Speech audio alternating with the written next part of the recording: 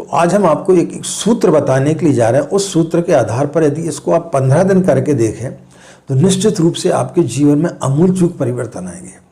आप बिल्कुल कोई अनुष्ठान न करें, कोई माला का जाप न करें, बस ये जो सूत्र बता रहे हैं इस सूत्र को आप सिर्फ 15 दिन करके देखें और पूरे होश में करके देखें, तो फिर आप पाएंगे कि आपके जीवन में कई प्रकार के परिवर्तन आ रहे हैं।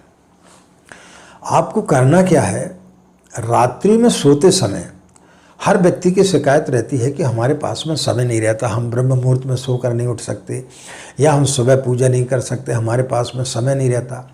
लेकिन व्यक्ति के पास में सोने का समय तो होता है और जागने का समय भी होता है। जब व्यक्ति सोने के लिए जाता है उसके पास में निश्चित रूप से इतना तो समय होता है कि 5-10 मिनट ईश्वर को दे सके। तो रात्रि में सोते समय आप अपने बिस्तर पर बैठ जाएं, कमर सीधी कर लें, बाईं हथेली को आप नीचे रख लें, दाईं हथेली को ऊपर रख लें, इस प्रकार से कमर सीधी करके बैठ जाएं और 10 मिनट तक अपनी श्वास को छोड़ें, रोकें, छोड़ें, रोकें।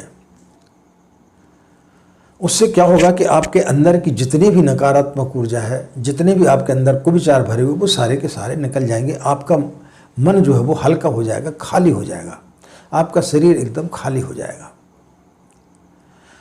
5 से 10 मिनट तक इस क्रिया को करें। एक बार हम आपको करके बताते हैं कि किस प्रकार से आपको सांस को रोकना है और छोड़ना है।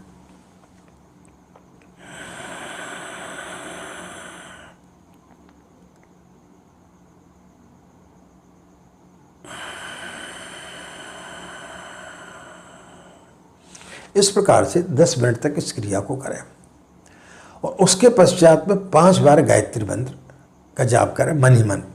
इस प्रकार से हम जोर से बोल रहे हैं लेकिन आपको मन ही मन बोलना है।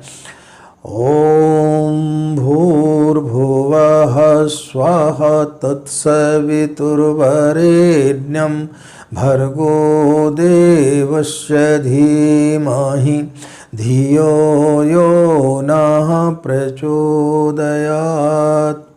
इस प्रकार से 5 बार मन ही मन बोलें और उसके पश्चात आप एकदम शांत हो जाएं। और शांत होने के पश्चात में आप देखें कि आपने दिन भर क्या क्या कृत्य किए हैं। आपने ऐसा कौन सा काम किया जो आपको नहीं करना चाहिए था। कब आप नाराज़ हुए, कब आपने घर में क्रोध किया।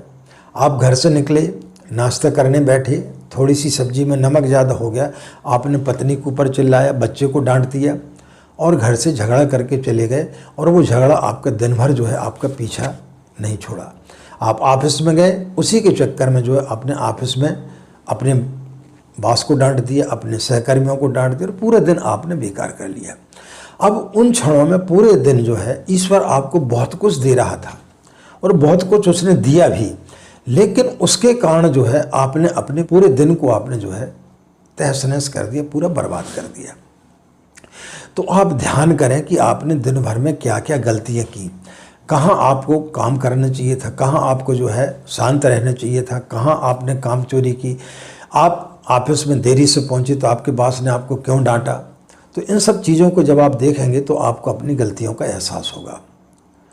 तब फिर ईश्वर से प्रार्थना करके सुन कि हे प्रभु, यदि तूने कल हमें मौका दिया तो निश्चित रूप से इन गलतियों को हम नहीं दोहराएंगे। और ऐसा विचार करके अपने दोनों हथेलियों को इस प्रकार से रगड़ें, सिर के ऊपर 5 बार ऐसा फेरें, आँखों में लगाएं और सो जाएं। सोने के पश्चात में जब सुबह आपकी जब नींद खुलती सुबह, तो उस समय जो है फिर इसी क्रिया को दोहराएं। बिस्तर पर बैठे बैठे स्नान आदि करने की कोई आवश्यकता नहीं। बिस्तर पर बैठे बैठे जैसे आपकी नींद खुली आप बिस्तर पर बैठ जाएं, कमर सीधी कर लें, 5-10 मिनट जो है आप सांस को रोकें, छोड़ें, रोकें, छोड़ें और उसके बाद जो है आप 5 बार गायत्री मंत्र बोलें। और गायत्री मंत्र बोलने के बाद में आप दिन भर की एक रूपरेखा बनाएं कि हमें ईश्वर ने जो समय दिया इसका हमें सदुपयोग कैसे करना है। और पूरे होश पूर्वक आप जो है पूरे दिन को जिए। तो जो बीत गया वो तो वापस आ नहीं सकता है, जो आने वाला है वो आपको पता नहीं है कि क्या आने वाला है, लेकिन वर्तमान में आज का समय जो है वो आपके हाथ में है। तो आज को कैसे सुंदर बनाया जाए, आज को हम कैसे सुंदर बना सकते हैं।